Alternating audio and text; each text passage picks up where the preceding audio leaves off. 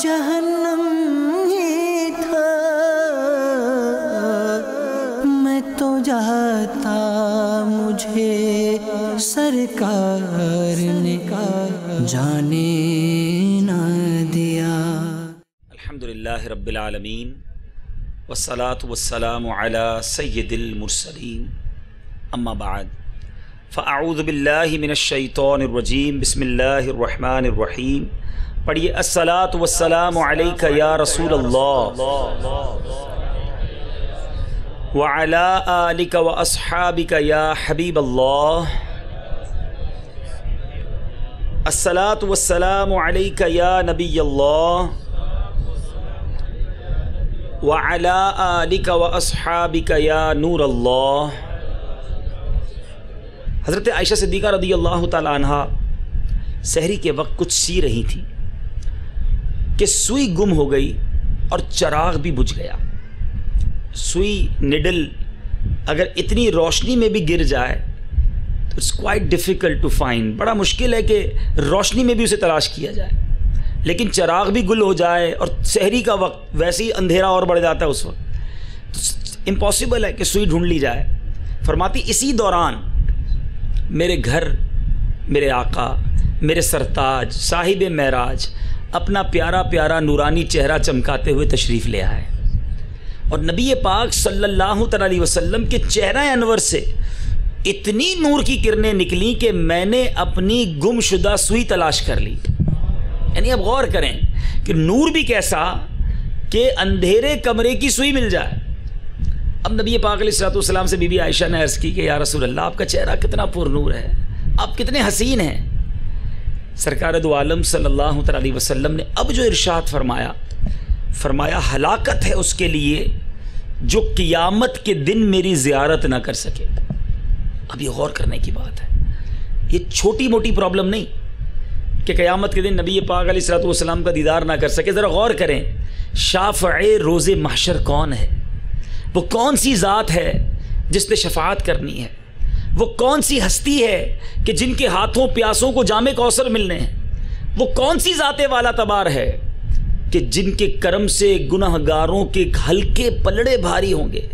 اعلیٰ حضرت ہی لکھتے ہیں نا، فرماتے ہیں ٹھنڈا ٹھنڈا میٹھا میٹھا پیتے ہم ہیں پلاتے یہ، ماں جب اکلوتے کو چھوڑے، اس دن ماں بھی ساتھ نہیں دے گی، ماں جب اکلوتے کو چھوڑے آ آ کہہ کے بلاتے ہیں، اپنی بنی ہم آپ بگاڑیں کون بنائے بناتے یہ، اپنے کرم سے ہم ہلکوں کا پلہ بھاری بناتے ہیں۔ پل صراط بڑا خطرناک پل، مگر وہاں بھی آقا موجود ہوں گے نا، سلم سلم کی ڈھارس سے پل سے پار چلاتے ہیں۔ اب یعنی ایسا لگتا ہے کہ ہر طرف جو مصیبتوں اور پریشانیوں کا انبار ہوگا محشر کے دن، ایک ہستی ہے جن کی برکت سے نجات ملنی ہے، جن کی برکت سے آسانی ملنی ہے، اور وہ فقط میرے آقا ہے۔ ایک اور جگہ امام اہل سنت خود ہی لکھتے ہیں، سنتے ہیں کہ محشر میں صرف ان کی رسائی ہے، بس سنتے ہیں کہ محشر میں صرف ان کی رسائی ہے، گر ان کی رسائی ہے لو جب تو بنائی ہے۔ تو یعنی محشر میں ایک ہی ہستی ہیں جنہوں نے کام آنا ہے، اور اب بندہ انہی کی زیارت سے محروم ہو گیا۔ لک ایٹ دا پرابلم، پھر معاملہ کیسے ٹھیک ہوگا؟ مسائل حل کیسے ہوں گے؟ شفاعت کس سے لے گا؟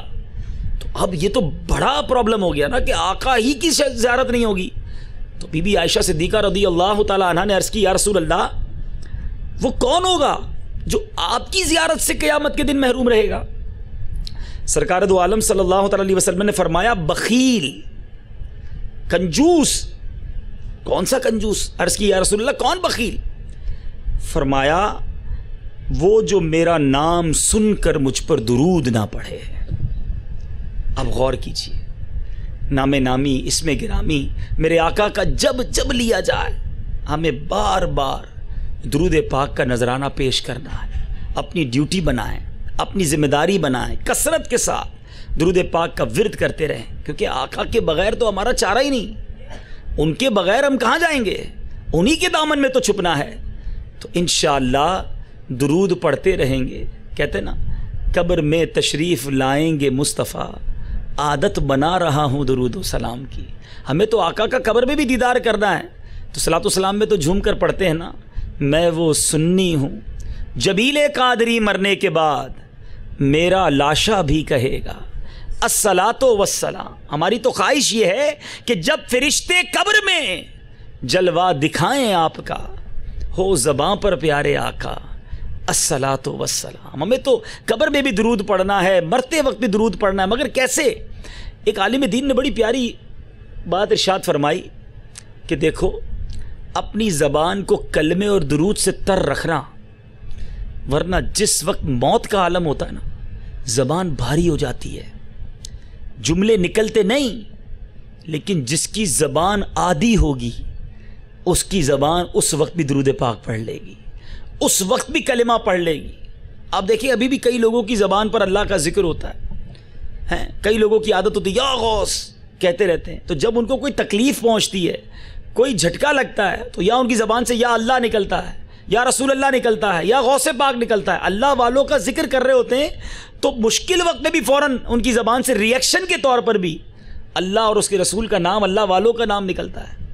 اور جو لوگ بعد اللہ گالیاں دیتے ہیں، بری باتیں کرتے ہیں، ایسا بھی دیکھا کہ جھٹکا لگتے ہی، تکلیف ہوتی ہے ان کے منہ سے بے ساختہ، انڈیلیبریٹلی بھی، غیر دانستہ طور پر بھی گالیاں نکلتی ہیں، بری باتیں نکلتی ہیں۔ تو سوچیں کہ کس بات سے زبان کو تر رکھنا ہے۔ رب کریم سے دعا ہے اللہ تعالیٰ میں خوب درود پاک پڑھنے کی توفیق عطا فرمائے۔ آئیے محبت کے ساتھ درود پاک پڑھ لیں۔ صلو علی الحبیب صلی اللہ تعالی علی محمد صلی اللہ علیہ وسلم۔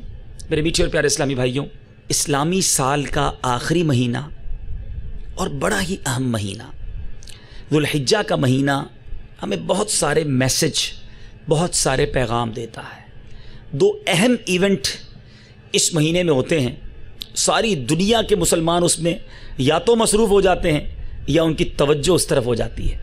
ایک اہم ترین موقع حج کا موقع، کہ جس میں لاکھوں لاکھ عشاق اللہ کے گھر اور اس کے حبیب کے در جاتے ہیں صلی اللہ تعالیٰ علیہ وسلم، اور وہاں پر خوب برکتیں لوٹتے ہیں۔ جو جاتے ہیں ان کی قسمت کی تو کیا ہی بات ہے، مگر جو رہ جاتے ہیں ان کی توجہ، ان کی آرزوئیں بھی اس در اقدس کی طرف لگی رہتی ہیں، تمنا رہتی ہے کہ ہمیں بھی وہ حاضری مل جائے۔ اور پھر دوسرا ایونٹ، ساری دنیا کے مسلمان جو صاحب نصاب ہوتے ہیں، صاحب استطاعت ہوتے ہیں، وہ قربانی کرتے ہیں، اللہ کے حضور قربانی پیش کرتے ہیں۔ گویا ایک سفر کر کے گھر سے دور رہنے کی قربانی، اپنا مال خرچ کرنے کی قربانی، تھکن اٹھانے کی قربانی، تو دوسرا اپنے مال سے اللہ کی راہ میں قربانی دینے کی جو سعادت ہے وہ اس مہینے میں ملتی ہے۔ ان دونوں معاملات پر بہت کچھ کہا جا سکتا ہے، لیکن غور کریں تو ان دونوں ایونٹس میں کیا ہے، حج کیا ہے اور یہ قربانی کیا ہے۔ اگر حج کی طرف تھوڑی توجہ دوڑائیں تو کعبے کی تعمیر، ادھر چلتے ہیں۔ حضرت ابراہیم علیہ نبینا علیہ الصلوۃ والسلام اور حضرت اسماعیل ذبیح اللہ علیہ نبینا علیہ الصلوۃ والسلام، ان دونوں نے مل کر کعبے کی تعمیر کی۔ حضرت اسماعیل اپنے والد صاحب کو پتھر اٹھا کر دیتے اور آپ کعبے کی تعمیر کرتے جاتے۔ جس مقام پر کھڑے ہوئے، جس پتھر پر کھڑے ہوئے، آج تو بڑی بڑی عمارتیں ہیں، بڑے لفٹر ہیں، کرینز ہیں، بڑی بڑی عمارتیں بنتی ہیں۔ اب بھی اگر آپ کعبے شریف کو جائیں، اللہ تعالی ہم سب کو بار بار حاضری عطا فرمائے، بہت اونچی عمارت ہے۔ اگر غور کریں تو کیسے پتھر اوپر تک پہنچائے ہوں گے۔ اس زمانے میں تو لفٹ نہیں تھی، ہزاروں سال پہلے کی بات ہے۔ تو کتابوں میں لکھا کہ یہ جو مقام ابراہیم ہے، جس پتھر پر حضرت ابراہیم کھڑے ہوئے تھے، یہ لفٹ کا کام کرتا تھا۔ جتنا اوپر پتھر رکھنا ہوتا یہ پتھر اتنا اوپر چلا جاتا، جب نیچے پتھر رکھنا ہوتا یہ پتھر نیچے آ جاتا، یعنی جہاں جہاں پتھر رکھنا ہوتا اس طرح یہ لفٹ کا کام کرتا۔ اور اللہ تعالیٰ نے اپنے نبی علیہ الصلوۃ والسلام کی یاد کو کیسے باقی رکھا کہ آپ کے پیر مبارک کے نقش اس پتھر پر آ گئے، اسے مقام ابراہیم کہا گیا، اور قرآن میں اس کا تذکرہ ہوا، اور رہتی دنیا کو یہ حکم دیا گیا کہ جب وہاں آنا ہے، ہمیں کہا گیا کہ مقام ابراہیم کی جو جگہ ہے اس کو مصلی بناؤ، یہاں قریب نماز پڑھنا، ہر طواف کے بعد 2 رکعت جو واجب الطواف ہے، کہا گیا بہتر ہے کہ مقام ابراہیم کے قریب، ورنہ اس کے پیچھے پڑی جائے۔ اب یہ کیا ہے؟ اپنے بندے کی یاد کو باقی رکھنا ہے۔ صفا اور مروہ کو لے لیں. بی بی حاجرہ رضی اللہ تعالی عنہا دوڑی تھی. اور اگر لاجیکلی بات کی جائے, عقل کی بات کی جائے, جو آج کل بڑے عقل کی باتیں کرتے ہیں, لاجکس کی بات کرتے ہیں, جناب اس کام کے پیچھے ذرا لاجک بتائیں, شریعت کا یہ قانون کیوں ہے, اس کے پیچھے کیا حکمت ہے, ذرا لاجک بتائیں یہ کام کیوں ہوتا ہے. مثال کے طور پہ کہتے ہیں جناب یہ مرد کو وراثت میں 2 حصے, عورت کو 1 حصہ. اس کی لاجک کیا ہے؟ مرد کو طلاق کا حق ہے, عورت کو کیوں نہیں ہے؟ اب تو معاذ اللہ یہ بحث بھی ہونے لگی کہ عورت کو 4 شادیوں کا حق کیوں نہیں ہے, مرد کو کیوں ہے. اسلامی احکام میں کیوں کوسچن مارک کرنے والوں کے سامنے میں کچھ کوسچن مارک رکھنا چاہتا ہوں کہ صفا اور مروہ کے درمیان دوڑنا, یہ تو اس زمانے کی بات تھی جب بی بی حاجرہ کو پانی کی ضرورت تھی, حضرت اسماعیل بلک رہے تھے اور یہ پہاڑوں کے درمیان دوڑی. اب تو پانی ہی پانی ہے وہاں پر, جگہ جگہ کولر لگے ہیں, وہ پہاڑ بھی نہیں, بڑے زبردست ماربل کا فرش بنا دیا گیا, ایئر کنڈیشن لگا دیے گئے. اچھا دوڑی عورت تھی, اب عورتوں کو دوڑنا منع کر دیا گیا. اسلامی بہنیں چلیں گی مگر میلین اخضرین جو گرین لائٹس ہیں اس کے درمیان عورتیں دوڑیں گی نہیں, تو ان کو منع کر دیا. مردوں کو کہا یہاں دوڑنا ہے. تو لاجک تو بنتی نہیں ہے اگر عقل کی بات کریں, لیکن یہاں عقل سے فیصلے نہیں ہوں گے.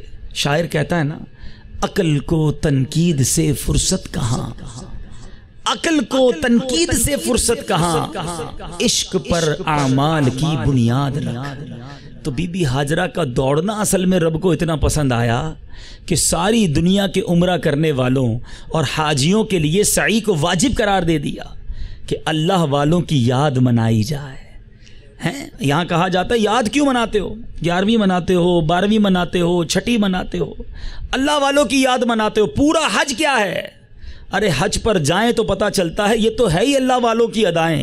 انہوں نے یہاں دوڑا تو ہم یہاں دوڑیں. میرے آقا نے ایک پتھر کو بوسہ دیا, اب ساری دنیا حجر اسود کو بوسہ دینا سعادت سمجھ رہی ہے. یہ مصطفیٰ کی ادا ہے صلی اللہ تعالیٰ علیہ وسلم. میرے آقا نے مینا میں قیام کیا. اب حاجی بڑے بڑے گھر جس کے یہاں موجود ہیں وہ خیمے میں جا کے مینا میں سوتا ہے, میرے آقا کی ادا کو ادا کرتا ہے. میرے آقا نے عرفات میں قیام کیا. حاجی جناب جس کے پاس لگژری لائف ہے وہ عرفات میں دھوپ میں جا کے کھڑا ہو کے کھلے آسمان تلے دعا کرتا ہے. نبی پاک علیہ الصلوۃ والسلام کی ادا کو ادا کرتا ہے. مزدلفہ کی رات وہ ایسی رات ہے کہ بڑے بڑے لگژری بیڈ روم میں سونے والے پتھریلی زمین پر وہ رات گزارتے ہیں. اور پھر کنکری مارنا, آؤ لاجک کی بات کرنے والوں, وہ تو شیطان کو حضرت ابراہیم نے کنکری ماری تھی نا, یہاں تو دیوار ہے, اس کو کنکری مارنے کا کیا فائدہ ہے؟ مگر رب کو وہ ادا اتنی پسند آئی کہ اس مقام پر میرے محبوب نے, میرے خلیل نے شیطان کو کنکری ماری تھی. تو اب رہتی دنیا اگر حج کرنا چاہتی ہے تو ان پر رمی کرنا واجب قرار دے دیا. ہر جگہ اللہ والوں کی یاد ہے, ہر جگہ نبیوں کا طریقہ, اللہ والوں کا طریقہ یاد دلا رہا ہے کہ اللہ تعالیٰ کو اپنے نیک بندوں کی ادائیں بڑی پسند ہیں. اس پورے حج کے سفر کو اگر غور سے دیکھا جائے تو قدم قدم پر ہم سے وہ کام کروائے جا رہے ہیں جو اللہ کے نبی نے کیے, اللہ کے نیک بندوں نے کیے, بی بی حاجرہ نے کیے, ہمارے آقا نے کیے. حاجی وہ ساری ادائیں ادا کرتا ہے تو یہ میسج بھی اسے لے کر واپس آنا چاہیے کہ جناب جب حج میں جا کر ہم قدم قدم پر اللہ والوں کی ادائیں اپناتے ہیں تو واپس آ کر بھی اللہ والوں کی ادائیں ہی اپنانی ہیں, اللہ کے دشمنوں کی ادائیں نہیں اپنانی, شیطان کے طریقے پر نہیں چلنا. ایک تو یہ کانسیپٹ. اب آئیے قربانی, جو کہ آج میرا موضوع ہے, کیونکہ ہم قربانی کرتے ہیں بڑی تیاری کے ساتھ کرتے ہیں, بالکل کرنا چاہیے اور بڑے شان و شوکت کے ساتھ کرنا چاہیے, مگر اس کی چند باتیں بڑی ضروری ہیں سمجھنے والی. قرآن مجید فرقان حمید میں جو یہ واقعہ ہے حضرت اسماعیل علیہ نبینا علیہ الصلوۃ والسلام کو ذبح کرنے والا, اب قرآن ہم پڑھیں تو ہمیں پتہ چلے نا کہ کیسے کیسے واقعات قرآن میں موجود ہیں. ہمارے بچے یہاں موجود ہیں, ینگسٹر موجود ہیں. آج ہمارے بچوں کو دنیا بھر کے کرکٹرز, فٹ بالرز, سیاست دان, نہ جانے فیم لوگوں کے نام تو پتہ ہوتے ہیں, مگر کیا انہیں انبیاء کے, صحابہ کے نام پتہ ہوتے ہیں؟ دنیا کے بڑے امیزنگ سٹوریز. اب تو سوشل میڈیا کا زمانہ آ گیا, جناب عجیب و غریب ویڈیو لوگ ایک دوسرے کو شیئر کرتے ہیں. ہم بڑے خوش ہوتے ہیں جناب اس دنیا میں یہ ہو گیا, یہ ہو گیا. کیا ہمیں یہ پتہ ہے کہ جنگ بدر میں فرشتوں کی فوج کیسے نازل ہوئی تھی؟ حضرت یونس علیہ الصلوۃ والسلام مچھلی کے پیٹ میں کیسے رہے تھے؟ کیسے کیسے واقعات ہیں. قرآن پاک پڑھے تو صحیح کہ وہ کیسی گائیں تھی, وہ عجیب و غریب گائیں, ایسی گائیں کہ جس کا تذکرہ قرآن میں موجود, اور اس گائیں کے نام پر پورے قرآن کی سب سے بڑی سورہ بقرہ موجود ہے. مگر ہمارے پاس قرآن پاک کو سمجھنے کا پڑھنے کا کہاں وقت ہے. اب یہ خود قربانی کا جو واقعہ، ہر سال بقرعید مناتے ہیں، ہر سال قربانی کرتے ہیں، مگر کیا ایسا نہیں ہو سکتا کہ عید سے پہلے ہم وہ واقعہ قرآن میں پڑھیں کہ وہ ہوا کیسے تھا؟ حضرت ابراہیم حضرت اسماعیل نے ایسا کیا کیا تھا کہ آج رہتی دنیا کے لیے قربانی کرنا صاحب نصاب پر واجب قرار دے دیا گیا اور لازمی قرار دے دیا گیا. قرآن مجید کے 23ویں پارے سورہ صافات میں یہ واقعہ بڑی تفصیل کے ساتھ موجود ہے. چنانچہ ارشاد ہوتا ہے، حضرت ابراہیم علیہ نبینا علیہ الصلوۃ والسلام نے دعا کی اپنے رب سے، رب ہب لی من الصالحین، الہی مجھے لائق اولاد دے.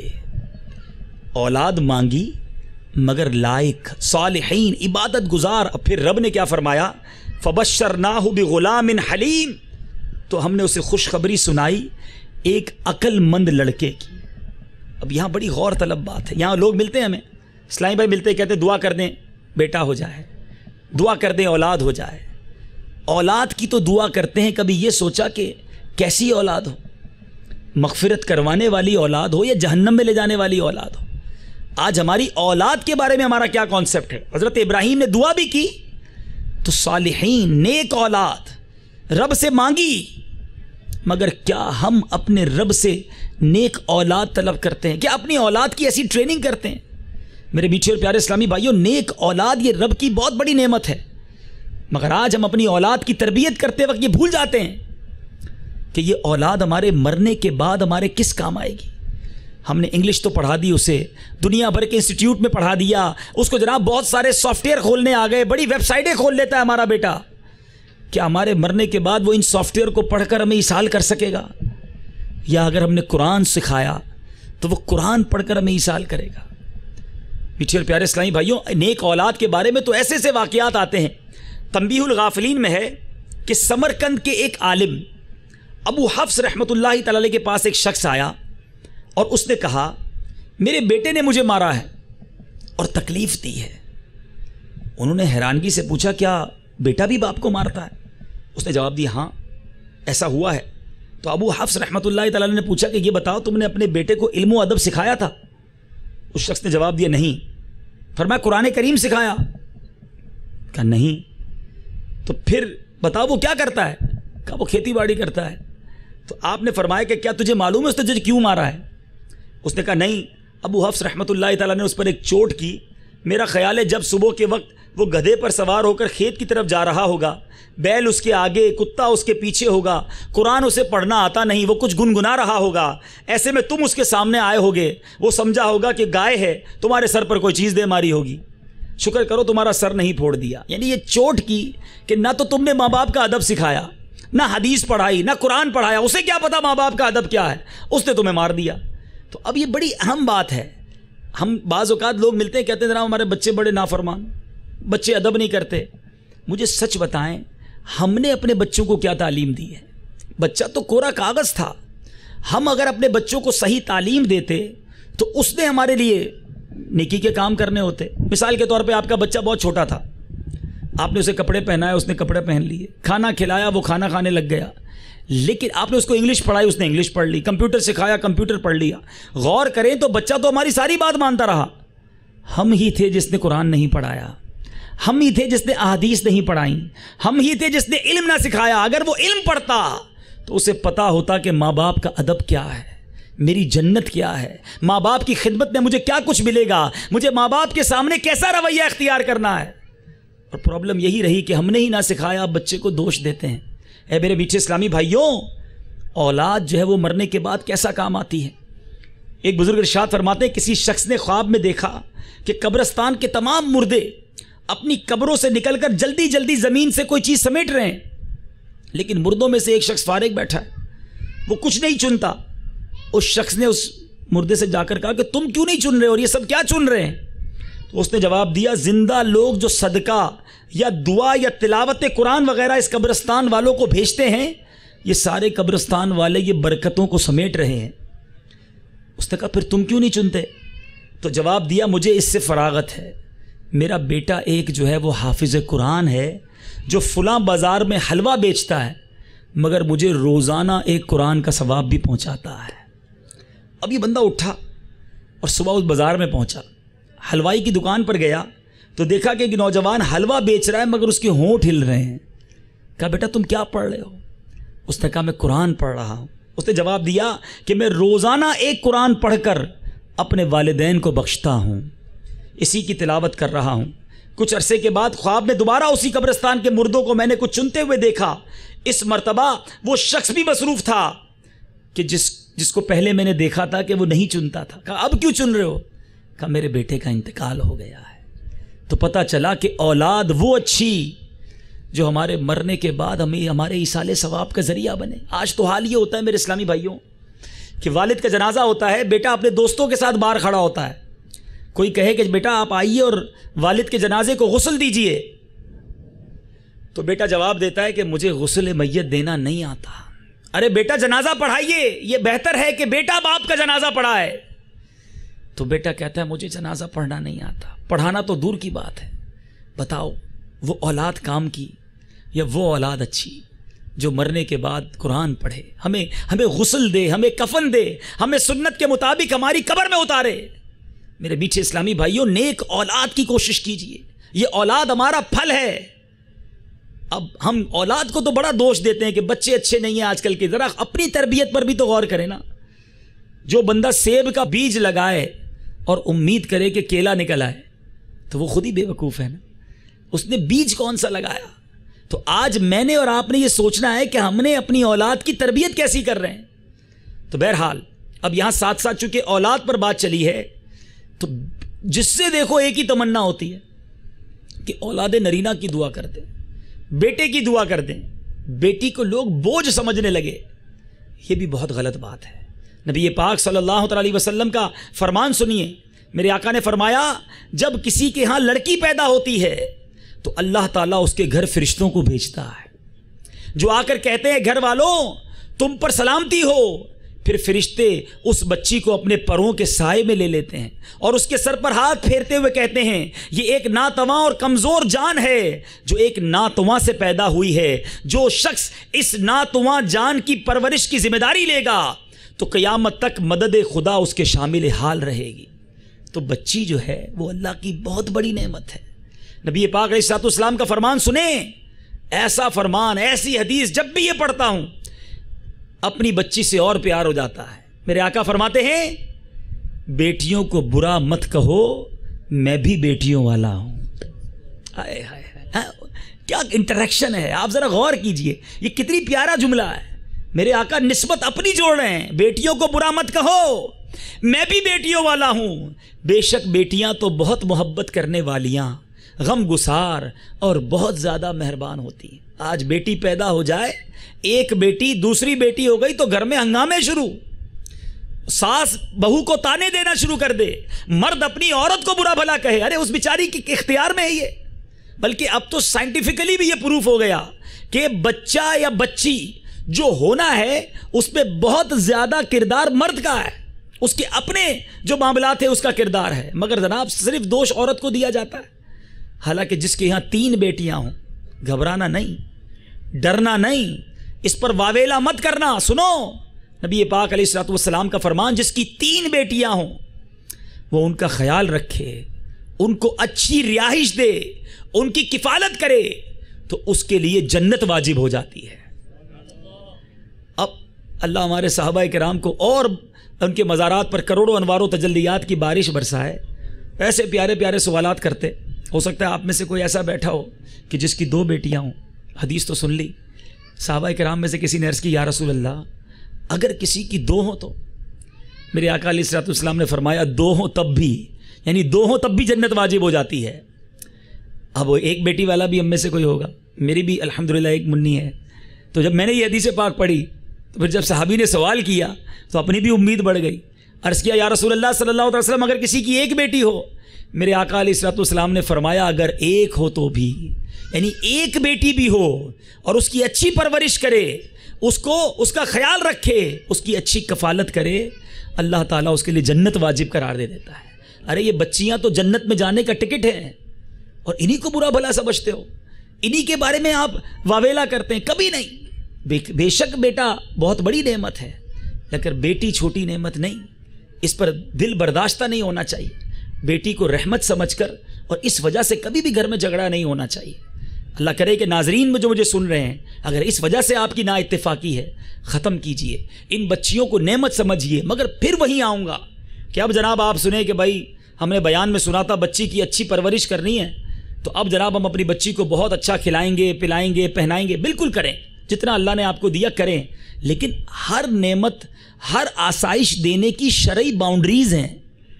بچی کی ضد پوری کرنے کے لیے اسے بے پردہ نہیں چھوڑیں گے, بے حیائی کے اسے کام نہیں کرنے دیں گے, اس کو مردانہ لباس نہیں پہننے دیں گے. اب جناب لوگ کہتے ہیں ہم بچوں کی خوشی کے لیے کرتے ہیں, لیکن یاد رکھیں بچوں کو یقیناً خوش کرنا چاہیے, مگر بے وقوف ہے وہ شخص جو بچوں کو خوش کرتے کرتے رب کو ناراض کر دیتا ہے. رب کی رضا پہلے ہے. جو ہمیں باؤنڈری دی ہے شریعت نے اسی میں ہم اپنی بچوں کی امی بچوں اور گھر والوں کی خیال کریں گے, ان کی کفالت کریں گے. تو بہرحال موضوع کہیں اور چلا گیا.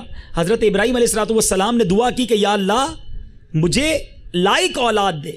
اللہ تبارک و تعالیٰ نے حضرت اسماعیل علیہ نبینا علیہ السلام جب عطا فرمائے, اب 13 سال کے قریب عمر پہنچی تھی اور بہت بڑی عمر میں حضرت ابراہیم علیہ السلام کے پاس یہ بہت بڑی عمر میں پیدائش ہوئی تھی حضرت اسماعیل علیہ السلام کی. اب 12-13 سال ایسی عمر ہوتی ہے بچہ ہر دل عزیز ہوتا ہے, پورے گھر کی آنکھوں کا تارا ہوتا ہے. اور اب اس ایج میں جب وہ پہنچے تو اب قرآن فرماتا ہے کیا ہوا, فَلَمَّا بَلَغَ مَعَهُ السَّعْيَ قَالَ يَا بُنَيَّ إِنِّي أَرَى فِي الْمَنَامِ أَنِّي أَذْبَحُكَ فَانظُرْ مَاذَا تَرَى. اب کہتے ہیں پھر جب وہ اس کے ساتھ کام کے قابل ہو گیا, حضرت ابراہیم علیہ السلام نے خواب دیکھا. اور اس خواب میں کیا دیکھا, اپنے بیٹے سے کہہ رہے ہیں اے بیٹے میں نے خواب دیکھا ہے کہ میں تجھے ذبح کرتا ہوں, اب تو دیکھ تیری کیا رائے ہے. اب غور طلب بات یہ, یہاں علماء نے بڑی پیاری بحث لکھی ہے, جس کو ذبح کرنا ہے جس کے بارے میں خواب دیکھا ہے اسی سے پوچھ رہے تیری کیا رائے ہے. اب یہ پوچھا کیوں, مشورہ کیوں کیا؟ علماء کہتے ہیں پہلے عرض کی تھی نا یا اللہ لائق اولاد دے, نیک اولاد دے. اب حضرت ابراہیم علیہ السلام کو رب کی یہ عطا بتانا مقصود ہے کہ اس بیٹے سے پوچھو گے تو جواب بھی بڑا اچھا ملنا ہے. کیا جواب دیا اس نیک بیٹے نے؟ سنو کیسا بیٹا تھا. کیا کہتے ہیں, قال یا ابت افعل ما تؤمر, اے میرے باپ کیجئے جس بات کا آپ کو حکم ہوتا ہے. ستجدنی انشاء اللہ من الصابرین, خدا نے چاہا تو قریب ہے آپ مجھے صابر پائیں گے. تو پھر کیا ہوا, فلما اسلم وتلہ للجبین, جب دونوں نے ہمارے حکم پر گردن رکھی اور باپ نے بیٹے کو ماتھے کے بل لٹایا, اس وقت کا حال نہ پوچھ. وَنَادَيْنَاهُ أَن يَا إِبْرَاهِيمُ, اور ہم نے ندا فرمائی کہ اے ابراہیم قد صدقت الرؤیا, بے شک تو نے خواب سچ کر دکھائی. اِنَّا كَذَلِكَ نَجْزِي الْمُحْسِنِينَ, اور ہم ایسا ہی صلہ دیتے ہیں نیکوں کو. ان هذا لهو البلاء المبین, بے شک یہ روشن جانچ تھی, ایک ایسا ایگزام تھا جس میں حضرت ابراہیم کامیاب ہوئے. اور پھر کیا فرمایا قرآن نے, وَفَدَيْنَاهُ بِذِبْحٍ عَظِيمٍ, ہم نے ایک بڑا ذبیحہ اس کے صدقے میں دے کر اسے بچا لیا. وَتَرَكْنَا عَلَيْهِ فِي الْآخِرِينَ, ہم نے پچھلوں میں اس کی تعریف باقی رکھی. سلام علی ابراہیم, سلام ہو ابراہیم پر. كَذَلِكَ نَجْزِي الْمُحْسِنِينَ, ہم ایسا ہی صلہ دیتے ہیں نیکوں کو. انہو من عبادنا المؤمنین, بے شک وہ ہمارے اعلیٰ درجے کے کامل الایمان بندوں میں ہے. قرآن مجید فرقان حمید کی تفاسیر پڑھیں, سبحان اللہ. حضرت ابراہیم کو خواب آیا اور خواب میں آپ نے دیکھا کہ آپ کے بیٹے کو آپ ذبح کر رہے ہیں. یاد رہے نبی کا خواب جو ہوتا ہے نا وہ وحی ہوتا ہے. آپ کا اور میرے خواب پہ اس طرح کا عمل نہیں ہم کریں گے. یاد رکھیں, کسی کے خواب میں آیا کہ بچے کو ذبح کر رہا ہوں, صبح اٹھ کے ذبح کرنے لگے, آپ کے میرے خواب کی کوئی حیثیت نہیں. جو انبیاء کا خواب ہے وہ وحی ہوتا ہے. 8 ذوالحجہ کو آپ کو خواب آیا, پہلا خواب. جب خواب آیا تو آپ تذبذب میں پڑ گئے, سوچ بچار میں پڑ گئے کہ کیا واقعی مجھے میرے بیٹے کو ذبح کرنے کا حکم دیا گیا. تفسیر کبیر میں ہے کہ اس دن کو یوم ترویہ کہا جاتا ہے. 8 ذوالحجہ کو یوم ترویہ کیوں کہا جاتا ہے کہ ترویہ کے معنی سوچو بچار کے ہیں. آپ سوچو بچار کی کیفیت میں تھے. جب 9ویں رات سوئے تو پھر خواب آیا. اب آپ کو کنفرم ہو گیا کہ مجھے ہی حکم دیا جا رہا ہے کہ میں اپنے بیٹے کو ذبح کروں. تو اب یوم عرفہ عرفہ کہتے ہیں پہچان کا دن، پہچاننا. اس دن آپ یہ پہچان گئے، کنفرم ہو گیا. اس لیے 9 ذوالحجہ کو یوم عرفہ کہا جاتا ہے. اور پھر 10 ذوالحجہ کو آپ نحر کرنے چلے، ذبح کرنے چلے. یوم النحر جو 10 ذوالحجہ کو کہا جاتا ہے کہ ذبح کا دن، اس کی نسبت یہی ہے کہ حضرت ابراہیم علیہ السلام انہیں ذبح کرنے چلے. اے میرے میٹھے اسلامی بھائیوں، اب ہوا یہ، ایک روایت کے مطابق آپ نے اپنی زوجہ سے کہا کہ میں اپنے بچے کو لے جا رہا ہوں، دعوت میں لے جا رہا ہوں، اس کو تیار کر دو. اب آپ کی زوجہ نے، حضرت حاجرہ رضی اللہ تعالیٰ عنہ نے خوب نہلایا دھلایا، اچھے کپڑے پہنائے، بالوں میں تیل لگایا، حضرت ابراہیم کے ساتھ کر دیا. مگر شیطان کب یہ دیکھ سکتا ہے؟ شیطان سب سے پہلے بی بی حاجرہ رضی اللہ تعالیٰ عنہ کے پاس پہنچا، اور یہ تفسیر میں واقعات موجود ہیں کہ ان کے پاس پہنچا اور کہا کہ تمہیں پتہ ہے تمہارے بیٹے کو کہاں لے گئے؟ کہا میرے بیٹے کو دعوت میں لے گئے. کہا دعوت میں نہیں لے گئے، اپنے بیٹے کو آج ذبح کریں گے. اب بی بی حاجرہ کہتی کیا کوئی باپ بھی اپنے بیٹے کو ذبح کرتا ہے؟ کہا ہاں وہ ذبح کریں گے کیونکہ یہ رب کا حکم ہے، انہیں رب کی طرف سے حکم ملا ہے. دیکھو ماں کیسی ہوتی ہے. آج وہ مائیں غور کریں جو اپنے بچوں کو دین کے راستے پر جانے سے روکتی ہیں. معاذ اللہ ایسی مائیں بھی موجود ہیں جو بیٹے سے کہتی ہیں تم داڑھی رکھ لو گے تو میں تمہیں اپنا دودھ نہیں بخشوں گی. نیکی کے کام میں جانے سے ماں رکاوٹ بنتی ہے. ایک وہ بھی ماں ہے، دعاؤں سے بیٹا ملا ہے، ابھی 12-13 سال کی عمر ہے. ماں کہتی ہے اگر رب کا حکم ہے تو میرا بیٹا قربان کرنے کے لیے میں تیار ہوں. اب حضرت ابراہیم علیہ نبی علیہ السلام کے راستے میں آیا. ایک روایت کے مطابق شیطان بہت بڑے جسم کے ساتھ آگے کھڑا ہو گیا کہ آپ کا راستہ روک لے. یہ وہی مقام ہے اے حاجیوں، اللہ تعالی ہم سب کو بار بار حج کی سعادت عطا فرمائے. وہ مقام جہاں ہم رمی کرتے ہیں وہاں شیطان آ کر کھڑا ہو گیا. آپ نے 7 کنکر مارے، راستے سے وہ ہٹ گیا.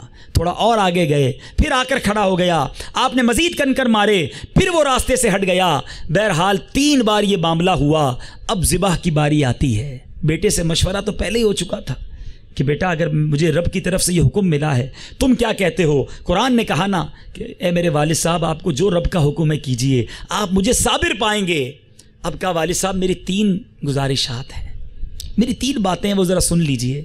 آپ مجھے ذبح کرنا چاہتے ہیں تو میرے ہاتھ پیروں کو باندھ دیجئے، کیونکہ میں جب تڑپوں گا تو میرے خون کے چھینٹے کہیں آپ پر نہ آ جائیں. آپ میرے والد ہیں، آپ کی بے ادبی نہ ہو جائے. اور پھر دوسرا یہ کیجئے گا کہ مجھے الٹا لٹا دیجئے، میرا چہرہ نیچے کر دیجئے گا، کیونکہ جب آپ اگر سیدھا میرا چہرہ رکھیں گے تو میرے چہرے پر آنے والی تکلیف آپ سے نہیں دیکھی جائے گی. اور فرمایا والد صاحب جب ذبح کر لیں تو میری والدہ کو میرا سلام پہنچا دیجئے گا. ذرا سوچیں کیسی قربانی ہو رہی ہے.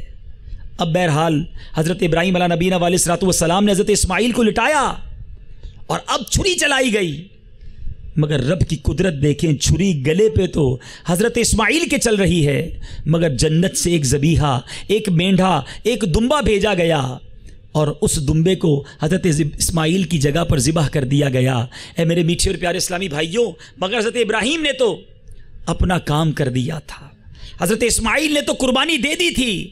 جبھی تو رہتی دنیا انہیں ذبیح اللہ کے نام سے یاد کرتی ہے. اور جو وہ مینڈھا تھا نا، اس کی بھی بڑی دلچسپ تفسیر ہے. علماء لکھتے ہیں کہ یہ وہ مینڈھا ہے جو حابیل اور قابیل نے حضرت آدم علیہ السلام کے بیٹوں نے، یہ بھی قرآنی واقعہ ہے، اللہ کرے آپ نے پڑھا ہو یا سنا ہو، کہ انہوں نے سب سے پہلے جب قربانی دی تھی، اللہ کی راہ میں کچھ ہدیہ پیش کیا تھا، تو اس وقت حابیل نے ایک مینڈھا دیا تھا، وہ قبول کر لیا گیا تھا. تو وہ مینڈھا جو تھا وہ جنت میں 40 سال تک چرتا رہا، اور پھر جبریل امین وہی مینڈھا جنت سے لے کر آئے تھے.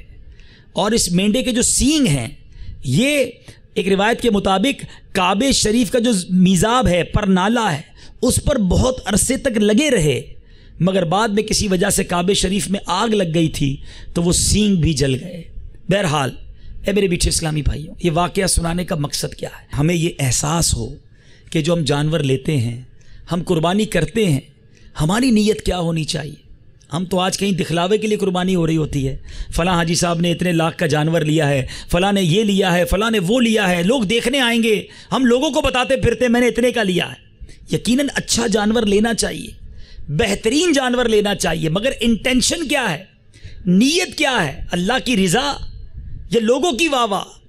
اگر اللہ کی رضا ہے تو بہت اچھی بات ہے، اور اگر واہ واہ کے لیے ہے اے میرے میٹھے اسلامی بھائیوں تو پھر اس کا اجر نہیں ملنا۔ ہمیں بھی قربانی دینی ہے۔ ان اللہ والوں نے تو اپنا بیٹا قربان کر دیا، کربلا والوں نے۔ اب دیکھیں نا، محرم کا مہینہ ذوالحجہ کے فوراً بعد ہے، آخری مہینہ بھی قربانی کا درس دے رہا ہے، پہلا مہینہ بھی قربانی کا درس دے رہا ہے۔ کربلا والوں نے سب کچھ لٹا دیا نا، تو یہ قربانی دینے والوں کی داستانیں ہیں۔ مگر آج میں اور آپ کیا قربانی دے رہے ہیں؟ ہم تو اپنے وقت کی قربانی نہیں دیتے، ہم اپنی خواہشات کی قربانی نہیں دیتے۔ میرا آج ذہن بن گیا غلط کام کرنے کا، بس کرنا ہے۔ آج برا کام کرنا ہے تو کرنا ہے، بس آج ذہن بن گیا فلم دیکھنی تو دیکھنی ہے۔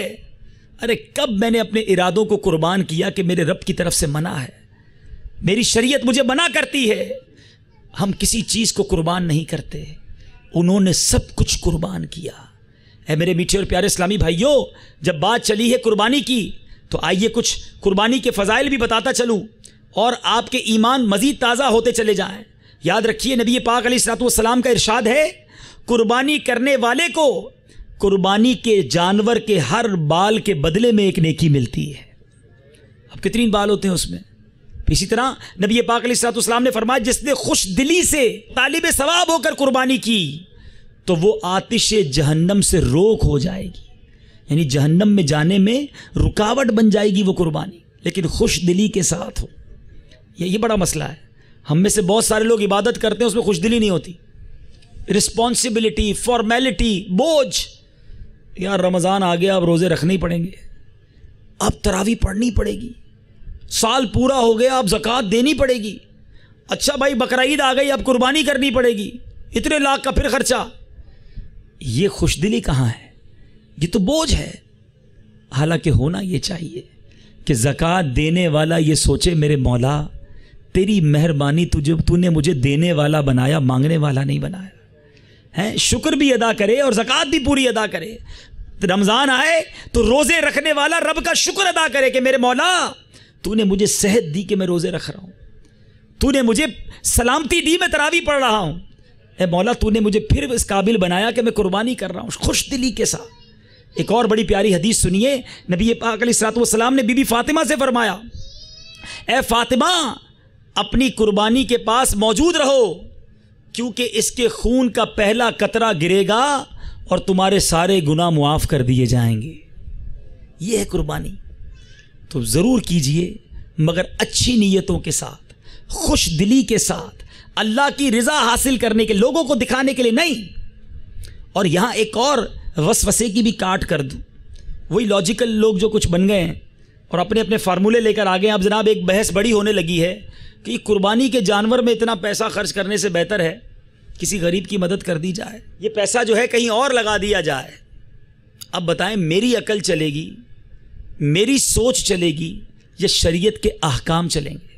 نبی پاک علیہ الصلوۃ والسلام کا فرمان سنیے، میرے آقا فرماتے انسان بقرعید کے دن کوئی ایسی نیکی نہیں کرتا جو خون بہانے سے زیادہ پیاری ہو۔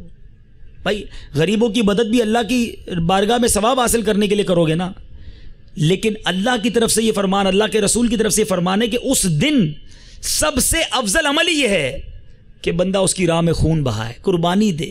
اور میرے آقا فرماتے ہیں قربانی قیامت میں اپنے سینگوں، بالوں اور کھروں کے ساتھ آئے گی، اور قربانی کا خون زمین پر گرنے سے پہلے اللہ کے ہاں قبول ہو جاتا ہے۔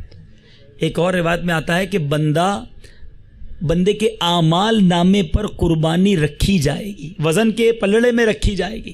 تو اچھا جانور جن کو اللہ نے نوازا، بہترین جانور کریں، لیکن نیت پھر وہی لا رہا ہوں بات کہ اللہ کی رضا کی نیت ہونی چاہیے، اور پھر ساتھ ساتھ وہ یاد آئے قربانی کہ حضرت اسماعیل کو قربان کرنے چلے تھے حضرت ابراہیم، کیا میں اپنی خواہشات، اپنے نفس کو، اپنے گناہوں کی عادت کو قربان کرنے کے لیے تیار ہوں؟